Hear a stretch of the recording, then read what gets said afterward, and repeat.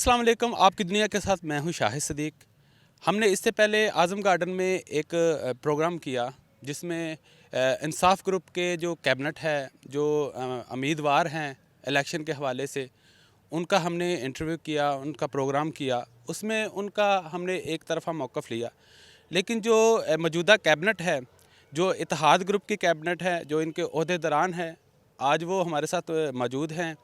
उन एतराज़ात को दूर करने के लिए, उन जो इल्ज़ामात लगाए गए इन पे, उनके हवाले से बातचीत करने के लिए आज इत्तेहाद ग्रुप के ओहदेदारान हमारे साथ मौजूद है। सबसे पहले हम बात करेंगे जो इस वक्त हमारे साथ मौजूद हैं, साबका सदर और सदर के उम्मीदवार हैं इत्तेहाद ग्रुप से, चौधरी इसहाक़ साहब। हम उनसे जानेंगे कि वो इन एतराज़ात का किस तरह से जवाब देते हैं। अस्सलाम वालेकुम जी साहब। वालेकुम अस्सलाम। बिस्मिल्लाहिर्रहमानिर्रहीम। मैं पेशे के लिहाज से वकील हूँ। 2001 में मैं आज़म गार्डन में अपना घर बनाकर आया। उस वक़्त आज़म गार्डन की हालत इतनी नागुफ्ता थी कि 2 जौहर बने हुए थे, एक 16 कनाल में और एक 32 कनाल में। देखकर खून खौलता था कि ये इसके क्या हालात हैं। इतने अच्छे मकान बने हैं, इतनी बड़े बड़े गलियां बाज़ार हैं, और हालत ये है कि पानी 6-6 महीने इन जौहरों में, छपड़ों में खड़ा रहता था। लेकिन मैं नहीं चाहता था कि अपने काम का हर्ज करूं, तो 2009 में, यहाँ 40 साल से ये सोसाइटी बनी हुई है और 2 साल बाद इलेक्शन होना चाहिए था, लेकिन इसमें टोटल 4 इलेक्शन हुए हैं 40 सालों में। और 2009 में मैंने इलेक्शन इंजीनियर हैदर अली ख़ान को लड़ाया था, जिसमें चौधरी शौकत जो पहले सदर था सो कॉल्ड, उसको हराया। उसके बाद 9 साल तक फिर कोई इलेक्शन नहीं हुआ। ये लोग 4-5 यहाँ के खूनखार भेड़िए थे जो इस सोसाइटी को यरगमाल बनाए हुए थे। वो अब एक कमरे में बैठकर कबीना बना देते थे और कोई उनके सामने बोलता नहीं था। तो फिर मैंने हिम्मत करके 2018 में इस सोसाइटी का इलेक्शन कराया, और जो मेरे मुखालफ उम्मीदवार है मलिक बिशारत, उसको 65 वोटों से शिकस्त दी और मैं यहाँ का सदर बना 2 साल के लिए। यहाँ साबका सदर मियाँ खालिद, जो अब भी मुखालफ उम्मीदवार है, डम्मी है, वो जाते हुए मुझे 24,000 का बिजली का बिल दे गया कि कनेक्शन कट चुका था, बोर दफ्तर का बैठ चुका था, और इवन बैठने के लिए कोई कुर्सी, मेज़ और बाइसिकल तक वो उठाकर ले गए थे। तो वो मैंने 24,000 का बिल देकर कनेक्शन बहाल कराया। उसके बाद बैठने के लिए कोई जगह नहीं थी। ये जो मौजूदा दफ्तर है ये मैंने बनवाया, इसमें फर्नीचर रखवाया लाखों रुपए का, और ये पार्क जिसमें आप अब खड़े हुए हैं, ये एक छप्पड़ की शक्ल था जिस पर तकरीबन 40 से 45 लाख रुपया खर्च करके इसको इस हालत में लाया। ट्रैक बनवाए, ज़ेरे ज़मीन पाइप डलवाए, 2 पानी के बोर करवाए, माली का घर बनाया, 2 वाशरूम बनाए। ये दोनों पार्कों का तकरीबन 1.5 किलोमीटर जो है ये ट्रैक है। ये फैमिली पार्क, ये फैमिलीज़ के लिए मुख्तस किया है। अब यहाँ आप देख रहे हैं कि फैमिलीज़ बैठी हुई हैं, बच्चे भी यहाँ खेल रहे हैं। यहाँ ये हालत थी कि जब मैं आया तो यहाँ 15 ट्रालियाँ जो कूड़ा करकट था वो मैंने उठवाया। सफाई का इंतज़ाम किया। हर हफ्ते में 2 दफ़ा ट्राली आती थी और सफाई रोज़ाना के बुनियाद पर होती थी, वो लेकर जाते थे।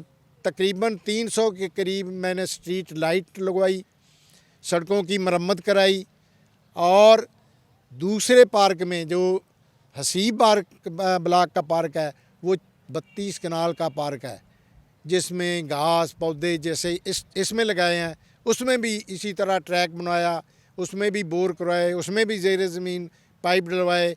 और यकीन जाने कि 2-2 महीने ट्रैक्टर लगे रहे जो इसमें भर्ती डालते थे और जिन्होंने ये ट्रैक बनाए और लाखों रुपया उनको हमने उनका रेंट अदा किया, उनकी मेहनत का रेंट अदा किया। और उधर जाके भी आप देख सकते हैं कि इतना बेहतरीन पार्क, लोग यहाँ रहते थे वो बताते नहीं थे कि हम कहाँ रहते हैं।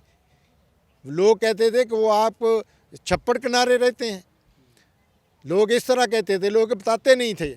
उसके बाद मैंने इतने लोगों से डोनेशनें ली। जो इस यहाँ का कलेक्शन होती थी वो सिर्फ 2 सालों में तकरीबन 52 लाख हुई। तो उसमें 3 माली थे, 2 दफ्तर के मुलाजम थे, उनकी तनख्वाहें थीं, 4 मीटर थे, 4 गार्ड रखे हुए थे, उनकी तनख्वाहें थीं। ये सारे मिला के ये जो कलेक्शन होती थी वो उसमें से तो कोई पैसा ही नहीं बचता था। तो मैंने अपनी कोशिश से, ये मेरी कबीना का कोई बंदा नहीं कह सकता कि उसने कोई डोनेशन लाया हो। मैंने लाखों रुपए डोनेशन इकट्ठी की, लोगों से, अपने दोस्तों से इकट्ठी की, बाहर से इकट्ठी की, और ये सारा ये लाखों रुपया जो है इस पर लगा है, जिसका हिसाब किया जाए तो शायद करोड़ों में पहुंच सकता है। मैंने अपनी ज़ात पर, मेरे कबीना के किसी बंदे ने अपनी ज़ात पर 1 रुपया सोसाइटी फ़ंड से खर्च नहीं किया। जितना मीटिंग के दिन खर्चा होता था वो कोई ना कोई हमारा मेंबर या मैं या नायब सदर या जनरल सेक्रेटरी ये अपनी जेब से अदा करते थे। ये इन लोगों ने घर बैठकर एक जाली कबीना मियाँ खालिद की सरबराही में बना दी, जिसको मैंने अदालतों में चैलेंज किया और उनको मजबूर किया कि आप इलेक्शन के ज़रिए आएँ। इसके बावजूद उन्होंने 1 साल से ज़ायद अरसा जो है वो नाजायज़ कब्ज़ा करके यहाँ गुजारा है और तकरीबन 40 से 50 लाख रुपया हफ्ता बाज़ार का, टावर का, कलेक्शन का, ये इकट्ठा करके शादियों का, क्योंकि कोरोना की वजह से ओपन शादियाँ होती थी तो एक शादी का 20-20 हज़ार, 25-25 हज़ार, 50-50 हज़ार ये लोग लेते रहे और तकरीबन 40 से 50 लाख रुपया ये 1 साल में खा गए हैं। ये मुझसे हिसाब पूछते हैं, मुझसे हिसाब वो पूछे जिसने मुझे डोनेशन दी है, वो कहे कि मैंने डोनेशन दी थी, वो आपने कहाँ लगाई है। जो मुझे कलेक्शन देते रहे हैं वो मुझसे पूछे कि हमारा हिसाब किधर है, मैं इनको क्यों हिसाब दूँ। वैसे मैंने हिसाब दे दिया, हिसाब मैंने पेस्ट कर दिया था दफ्तर में, ये उसको उतार के ले गए। मैं अब भी जनरल बॉडी इकट्ठी हो जाए, आज़म गार्डन के लोग इकट्ठे हो जाएं, मैं उनको हल्फन हिसाब देने के लिए तैयार हूँ कि मैंने इस सोसाइटी का 1 रुपया ना अपनी ज़ात के लिए खाया है, ना अपने किसी दोस्त के लिए खाया है। मैंने तो लोगों से इकट्ठा कर के इतनी मेहनत से ये जो चीज़ें बनाई हैं।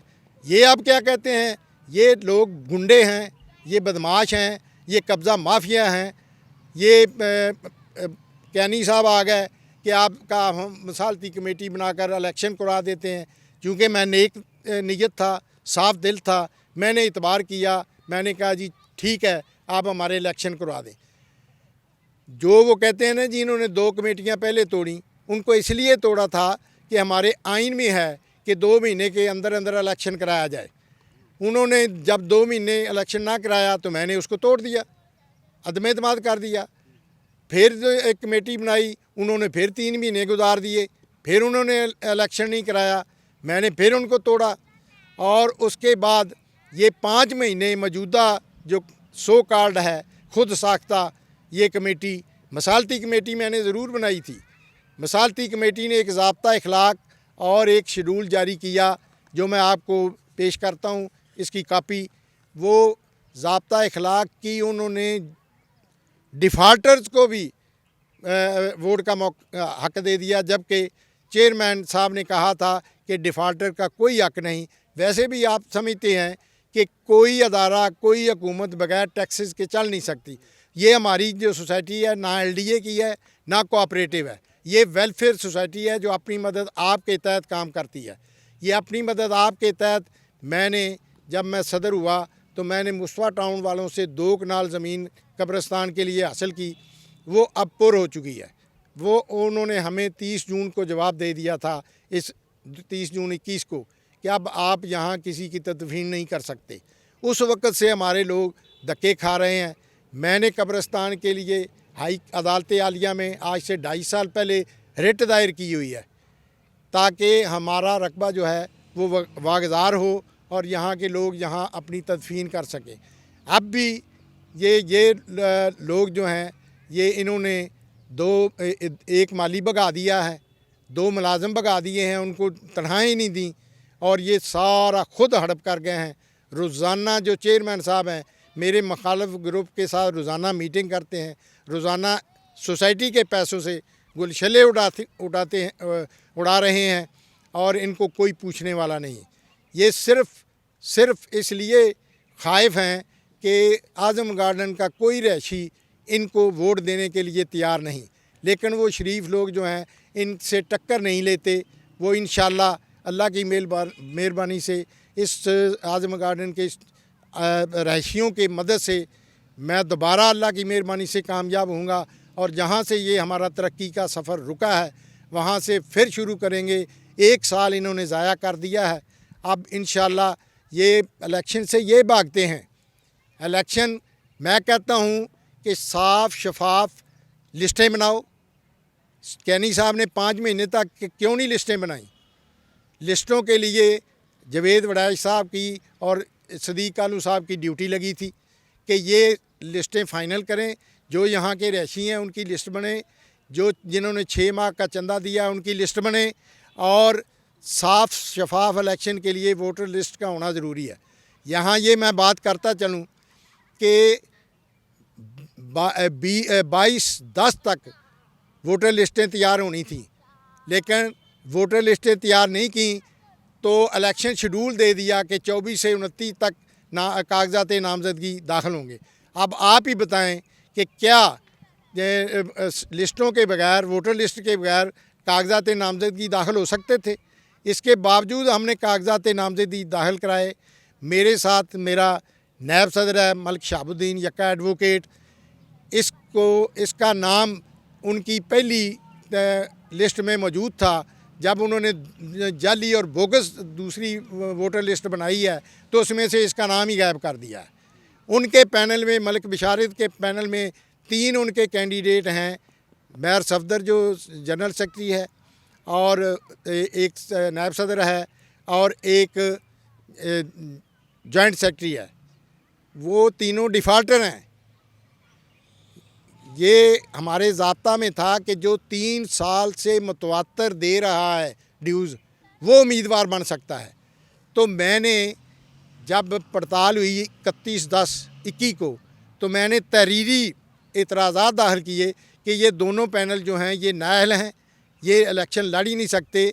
कि बिशारत ने मियाँ खालिद को तजवीज़ किया है मुखालिफ ग्रुप को और मुखालिफ ग्रुप ने बिशारत को तजवीज़ किया है। ये कभी आज तक दुनिया में हुआ है? कैनी साहब ने अपने तौर पर बग़ैर मेरी इजाज़त के उसने एक इलेक्शन कमेटी बना के खुद चेयरमैन बन गया और मलिक बिशारत जो मेरा मुखालिफ उम्मीदवार है उसके सगे भाई मलिक वाजिद अली को मेंबर इलेक्शन कमेटी बना लिया। दूसरा नायब सदर मेरे मुखालिफ जो लड़ रहा है साबर अली बारा, उसके सगे भाई मलिक आबद बारा को इलेक्शन कमेटी में शामिल कर लिया। क्या ये इलेक्शन कमेटी जो है ये फेयर और ट्रांसपेरेंट इलेक्शन करा सकती है? ये तो हर धांधली का हर तरीका इस्तेमाल करेंगे। और मैंने कैनी साहब को कहा कि जब तक ये दोनों दस्तखत ना कर दें कि ये लिस्ट फाइनल होनी चाहिए, आप इलेक्शन में ना जाएं। उन्होंने क्या किया, 14 तारीख तक 4 मीटिंगें रखी हैं इन दोनों की, वो 14, 11, 21 तक। लेकिन वो 4 मीटिंगों में 2 में वो आए ही नहीं। 2 में आए ने तो उन्होंने कहा ये जो जाली और बोगस वोटर लिस्ट है ना, इस पर ही इलेक्शन होगा, इसके अलावा नहीं होगा। तो फिर मैंने तहरीरी तौर पर इस कमेटी पर मैंने फिर एतराज़ किया और मैंने जब उन्होंने कहा कि यही चलेगी लिस्ट तो मैंने इन पर अदम एतमाद कर दिया। अब मैं जिस इलेक्शन कमेटी जिस पर अदम एतमाद हो चुका है मेरी तरफ से, वो इलेक्शन करवाने पे तुली हुई है। लिस्टें जो हैं वो अभी तक बोगस लिस्टें हैं जिनमें 350 इन्होंने जाली और बोगस वोट शामिल कर दिए हैं। धांधली का हर तरीका इख्तियार किया जा रहा है। तो मैं ऐसी कमेटी को इंशाल्लाह मैं ऐसी कमेटी के ज़ेर निगरानी इलेक्शन में हिस्सा लेने के लिए तैयार नहीं। वोटर लिस्टें जनरल बॉडी का इजलास बुलाऊंगा, जनरल बॉडी में वोटर लिस्टें मुकम्मल करेंगे, फेयर एंड ट्रांसपेरेंट इलेक्शन के लिए मैं कोशा रहूँगा और आज़म गार्डन के नहायत दयानतदार ईमानदार लोगों की कमेटी बनाकर उनके सुपुर्द करूँगा कि वो यहाँ का इलेक्शन करवाएं। ये जो कब्रस्तान की बात है यहाँ पे, वो कहते हैं यहाँ पर जी कब्ज़ा माफिया ने इसे सेल कर दिया, इसको क्लियर कर दें। ये मेरे आने से पहले ये कब्रस्तान जो है ये सेल हो चुका था, वहाँ कब्ज़ा हो चुका था, वहाँ मकान बन चुके थे। तो मैंने तो वो हम हर अदारे के पास गए, डीसीओ के पास गए, जो मेयर था हमारा वो जो मुबशर साहब, कर्नल मुबशर साहब, उनके पास गए। उन्होंने कहा जी हम कुछ नहीं कर सकते, जहाँ नाजायज़ कब्ज़ा हो गया है ना वहाँ हम कुछ नहीं कर सकते। अब मैं जो है ये मैंने मंशूर भी जो है ये दिया हुआ है, बातें बहुत हैं लेकिन वक्त कम है। ये मंशूर मैं आपके हवाले करता हूँ। ये मेरे जैसा कोई मंशूर ला के दिखाए और फिर देखें कि ये कैसे इलेक्शन लड़ते हैं। जी बिल्कुल, ये थे उम्मीदवार सदर के उम्मीदवार थे चौधरी इसहाक साहब। अब हमारे साथ मौजूद हैं सदीक कालू साहब जो जनरल सेक्रेटरी के उम्मीदवार हैं। हम इनसे जानेंगे जो इतराज़ात इन पे लगाए गए हैं उनके हवाले से ये क्या कहते हैं। उसके हवाले से सिर्फ मुख्तसर सी बात करूँगा। लोग जिन्होंने ये मेरे पे इल्ज़ाम लगाए हैं, मुझे कोई एक इल्ज़ाम साबित कर दें कि मैं सदीक ने कोई फ़्रॉड किया है, यहाँ पे कोई प्लाटों के कब्ज़े किए हैं, किसी से पत्था लिया है, क्या किया है। या मैं मतलब है बताता हूँ कि शौकत साहब ने या दूसरे लोगों ने यहाँ पे कितने कितने लोगों से कब्ज़े करके उनसे पैसे लिए हैं, फिर उनको दोबारा कब्ज़े दिए हैं, पैसे लेके नक्शे पास करवाए हैं, उनसे भत्ते लिए हैं, उनको सर्टिफिकेट दिए हैं। अगर पिछले दिनों शौकत ने 50,000 रुपये एक घर से लिया है, हफ्ते बाज़ार से उन्होंने 4-4 लाख रुपया लिया हुआ है। वो पैसे 55 हज़ार की इनके घर में सब्ज़ियाँ गई हुई हैं। हम जब वापस आए तो 35,000 उस ठेकेदार को उस सब्ज़ियों का दिलवाया। मुझे मुख्तसर सी बात इतनी है कि मुझे कोई एक सबूत दे दें कि सदीक ने आज़म गार्डन में या कहीं बाहर कोई फ्रॉड किया है, साबित कर दें मुझे। दूसरा उन्होंने इश्तिहार पे लिखा है कि नायब ज़दा है। मुझे कोई एक केस बता दे मेरा केस नायब में हो, जो सज़ा चोर की वो मेरी। इसी तरह से हमारे साथ मौजूद हैं उम्मीदवार हैं फिनांस सेक्रेटरी के, हमारे साथ मनीब साहब। हम मनीब साहब से जानेंगे कि ये क्या कहते हैं इस हवाले से। जी अस्सलाम वालेकुम। चौधरी इसहाक साहब ने जिनका पिछला टेन्योर था 2018 से लेकर 2021 तक का, माशाल्लाह इन्होंने बहुत ज़बरदस्त काम किए हैं सोसाइटी के अंदर। ये पार्क्स बनाए हैं और जो दूसरे काम है वो किए हैं। और अब जो इनका मंशूर है उसके अंदर इनका सबसे इम्पोर्टेंट जो इन्होंने वादा किया लोगों से, वो यूथ एम्पावरमेंट का वादा इनका। इंशाल्लाह ताला अगर हम जीते तो हम मेन ग्राउंड के अंदर इंडोर गेम्स का अहतमाम करेंगे और इसके साथ साथ हम सोसाइटीज़ बनाएंगे, यूथ के लिए सोसाइटीज़ बनाएंगे, किड्स की सोसाइटीज़ बनाएंगे, फॉल सोसाइटीज़ बनाएंगे जिसके अंदर पूरे आज़म गार्डन के जो नौजवान हैं वो आकर पार्टिसिपेट कर सकेंगे, कंपटीशंस करवाएंगे ताकि एक मुकाबले की फ़िज़ा पैदा हो और उसके साथ साथ सेहतमंद एक्टिविटी भी लोग कर सकें। और मैं आपको बताता चलूँ कि ये जो पार्क्स आपको नज़र आ रहे हैं हरे भरे और ग्रीनरी नज़र आ रही है, आज से 2 साल पहले तक यहाँ पे बिल्कुल छप्पड़ और जौहर होते थे और मच्छरों की बहुतायत होती थी और रात के वक्त मेंढक टर करते थे। और जिस वक्त हमारे घरों में मेहमान आते थे, हम मेहमानों का इस्तकबाल करने के लिए हमारे से पहले यहाँ फिरने वाले जानवर, गाय, भैंसें, गधे, घोड़े, वो वहाँ उनका इस्तकबाल करते थे। और अल्हम्दुलिल्लाह अब किसी किस्म के कोई जानवर नहीं है, बड़ा अमन और सुकून है। और फैमिलीज़ रात को 11-11 बजे तक, 12-12 बजे तक इन पार्क्स में आके वॉक करती हैं। तो ये सिक्योरिटी का एहसास कैसे पैदा हुआ? ये सिक्योरिटी का एहसास सिर्फ इस वजह से पैदा हुआ कि पार्क्स बने हैं, इनके इर्द गिर्द फेंसेस लगी हैं और ये बच्चे खेल रहे हैं। ये बच्चे हमारे बच्चे, जो हम भी अपने बच्चों को लेकर से बाहर निकल के अपने बच्चों को नहीं खिला सकते थे। तो अब अल्हम्दुलिल्लाह बहुत अच्छा। जॉइंट सेक्रेटरी के उम्मीदवार हैं हमारे साथ इंजीनियर शुएब साहब। हम इनसे जानेंगे ये क्या कहते हैं इस सारे मौक़िफ़ पे। जी अस्सलाम वालेकुम। मेरा सर मौक़िफ़ सिर्फ ये है कि हमने पहले जब हमें वोटिंग हुई, हमें कामयाबी नसीब हुई, तो हमने बहुत नेक नीयती के साथ और ईमानदारी के साथ हमने सारे सोसाइटी के काम किए, ग्राउंड्स बनाए और यहाँ पे एक गेटेड कम्युनिटी का एक कॉन्सेप्ट दिया लोगों को।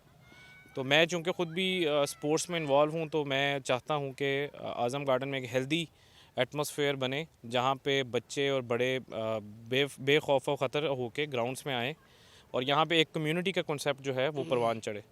उसके लिए हमने यहाँ पे हमने कोशिश की कि हम यहाँ पे एक बहुत अच्छा इंटरनेट कनेक्शन ला सकें, तो ताकि लोगों को एक अच्छा बेसिक नेट जो है वो मुहैया हो सके। तो उसके बाद फिर हमने कोशिश की कि हम ग्राउंड्स को बनाएं और आज अल्हम्दुलिल्लाह जो हसीब ब्लॉक का मेन ग्राउंड है वहाँ पे बच्चे फ़ुटबॉल खेलते हैं और वो बहुत अच्छे लेवल की वहाँ गेम्स होती हैं। और अभी हमारा फ्यूचर का भी यही प्लान है कि हम वहाँ पे इंडोर्स के लिए वहाँ पे टफ़ टाइल लगवाएं और वहाँ पे बैडमिंटन और लॉन्ग टेनिस, बास्केटबॉल और इंडोर क्रिकेट ये चीज़ें जो हैं हम वहाँ पे मुनक़िद करें और एक स्ट्रॉन्ग कम्युनिटी का जिसमें लोग आपस में बेखौफ ख़तर होकर घुल मिल सकें, हम एक इसका कॉन्सेप्ट जो है वो परवान चढ़ाएँ। बहुत शुक्रिया। जी बिल्कुल, इसी तरह से हमारे साथ मौजूद हैं नायब सदर के उम्मीदवार हैं मलक शहाबुद्दीन साहब, और ये एडवोकेट हैं और माशाल्लाह यंग हैं और ये बताएंगे यहाँ के पूरी सोसाइटी के हवाले से कि यहाँ पर और इससे पहले क्या था और अब सोसाइटी किस तरह परवान चढ़ रही है। जी सर। अस्सलाम वालेकुम। मैं इस सोसाइटी में आए मुझे कुछ 4-5 साल हुए हैं, लेकिन उससे पहले भी क्योंकि हम पास ही रहते तो इस सोसाइटी का हाल हमें बड़ी अच्छी तरह मालूम है। यहाँ पे इन पार्क्स में, इस पार्क में, उस बड़े पार्क में बारिश हो जाती थी तो महीना महीना पानी खड़ा रहता था। कश्तियाँ भी चली हैं एक आधी दफ़ा जिस पे FIRs भी हुई, लेकिन उसके बाद जब चौधरी साहब पहली दफ़ा पता चला कि सोसाइटी में कोई कबीना भी है, सोसाइटी का कोई वारिस भी है। चौधरी साहब पिछले इलेक्शंस में बाय डिफ़ॉल्ट मैं इनके अगेंस्ट था अगर मैं आपको बताऊं, लेकिन इन्होंने जो काम किए वो इतने इंस्पिरेशनल थे और फिर अभी इनका जो मौजूदा हमारा मंशूर है वो बड़ा ज़बरदस्त है। क्योंकि सोसाइटी के रिसोर्सेज थोड़े से लिमिटेड हैं तो उनमें जितना काम एक टाइम में हो सकता था मैक्सिमम वो जो साहब ने किया। दोनों पार्क्स डेवलप कर दी, इतनी खूबसूरती से डेवलप कर दी। उसके बाद अभी का जो हमारा मंशूर है इंशाल्लाह सोसाइटी की सिक्योरिटी को ठीक करना है, जिसमें गेटेड सोसाइटी होगी इंशाल्लाह, क्योंकि हमारे सिक्योरिटी के मसाइल काफ़ी हैं। लेकिन जो मुखालफिन हैं वो सिर्फ़ हरबे इस्तेमाल कर रहे हैं अजीब किस्म के अपना कारोबार बचाने के लिए, कि सोसाइटी का भलाई को छोड़ के कलेक्टिव जो वेलफेयर है उसके अगेंस्ट जाके अपने इंडिविजुअल बेनिफिट्स के लिए मुख्तलिफ हरबे इस्तेमाल। अभी हमारे साथ उम्मीदवार हैं, सीनियर नायब सदर के उम्मीदवार हैं अनवार हक साहब। हम इनसे जानेंगे इस सारी सोसाइटी के हवाले से कि इसमें जो स्ट्रीट लाइट्स हैं और इसके बाद जो यहाँ पर जो CCTV कैमरेज हैं ये क्यों नहीं नस्ब किए गए। स्ट्रीट लाइट 300 की साल की, तो अभी टाइम ख़त्म हो गया है, फिर हमारे पास चार्ज बहुत किया तो कैमरों का प्लान था और कैमरे और गेट ये करेंगे। फिर रात के टाइम पे 2 गेट करेंगे, एक दिन में एक ये बताइएगा कि यहाँ पर सिक्योरिटी के जो सिक्योरिटी गार्ड्स हैं वो कितने हैं यहाँ पर हैं या नहीं है, इस हवाले से बताइए तादाद में उनकी। रात के टाइम पे तो 5 थे, तो अब अल्लाह हाफ़िज़ है, अब तो कितने ही होते हैं, वही करते हैं। जी, ये थे इत्तेहाद ग्रुप के जो सदर के उम्मीदवार हैं इत्तेहाद ग्रुप के, ये चौधरी इसहाक साहब। हमने अभी उनसे मौक़िफ़ लिया। उनका कहना था कि हम सोसाइटी में इलेक्शन चाहते हैं कि साफ़ और शफाफ हों। इसको अभी हम नहीं चाहते कि ये इलेक्शन हो, क्योंकि इस पर हमारे काफ़ी इतराज़ात हैं। जो लिस्टें हैं, वोटर लिस्टें हैं, वो ठीक नहीं हैं, वो दुरुस्त नहीं बनी। इस वजह से अभी हम इस पर हमने स्टे ले लिया है। ये इलेक्शन आइंदा जो हैं वो इसकी तारीख़ बता दी जाएगी कब होने हैं। इसी के साथ मुझे इजाज़त दीजिए। अल्लाह हाफ़िज़।